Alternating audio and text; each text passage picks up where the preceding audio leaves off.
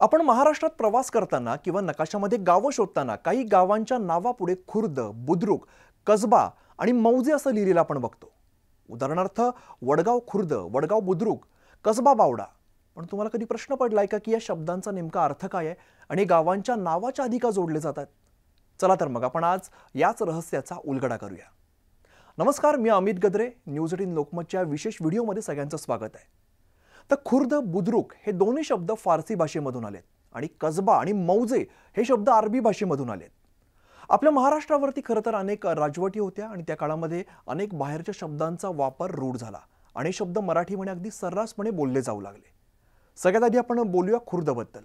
खुर्द या शब्दाचा अर्थ आहे लहान किंवा छोटा. म्हणजेच जेव्हा एकाच नावाची दोन गावं असतात किंवा वस्त्या असतात तेव्हा त्यापैकी जी लहान आहे तिला खुर्द म्हणतात.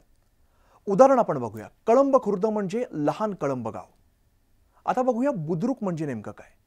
तर हा शब्द बुजुर्ग या फारसी शब्दावरून रूढ झालेला आहे, ज्याचा अर्थ आहे मोठा किंवा थोरला. बुद्रुक म्हणजे त्याच नावाचं मोठं किंवा मुख्य गाव. कळंब बुद्रुक म्हणजे मोठं कळंब गाव. अगदी सोप्या भाषेत जर सांगायचं झालं तर एखाद्या ठिकाणी एकाच नावाची जर दोन गावं असतील तर त्यापैकी जे लहान आहे त्याला खुर्द आणि जे मोठं असेल त्याला बुद्रुक असं म्हटलं जातं. पूर्वीच्या काळी म्हणजेच मुघल किंवा इतर सगळ्या राजवटींमध्ये प्रशासकीय सोयीसाठी आणि महसूल गोळा करण्यासाठी गावांची अशी वर्गवारी केली जात होती. त्यामुळे एकाच नावाच्या गावांमध्ये होणारा जो गोंधळ आहे तो टाळता येत होता. आणि आज सुद्धा खरं तर आपण अशाच नावांनी ही गावं ओळखतोय. आता बघूया कसबा म्हणजे काय. तर कसबा हा शब्द खरं तर अरबी भाषेतला आहे. कसब या शब्दावरून आलाय. याचा मूळ अर्थ आहे मूळ गाव किंवा बाजाराचं गाव असं.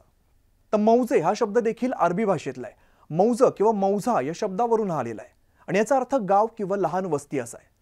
थोडक्यात कसबा हे एका अर्थानं छोटं शहर किंवा मोठं गाव आणि मौजे म्हणजे सामान्य गाव असं आपल्याला म्हणता येईल. कसबा हे मौजेपेक्षा मोठं आणि विकसित असतं. कसब्यामध्ये व्यापार, कौशल्य आणि विविध व्यवसायांवरती आधारित लोकसंख्या अधिक असते. तर कसबा हे जुनी वसाहत किंवा जुनं गाव म्हणून सुद्धा ओळखलं जातं.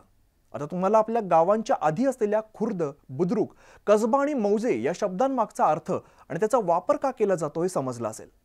त्यामुळे पुढच्या वेळी जेव्हा तुम्ही अशी नावं बघाल तेव्हा तुम्हाला या माहितीचा नक्की उपयोग होईल. आपल्या गावांच्या नावाचा जो अर्थ आहे, ज्यांना माहिती नाही त्यांना हा व्हिडिओ नक्की शेअर करा आणि अशाच माहितीपूर्ण व्हिडिओसाठी बघत राहा न्यूज 18 लोकमत.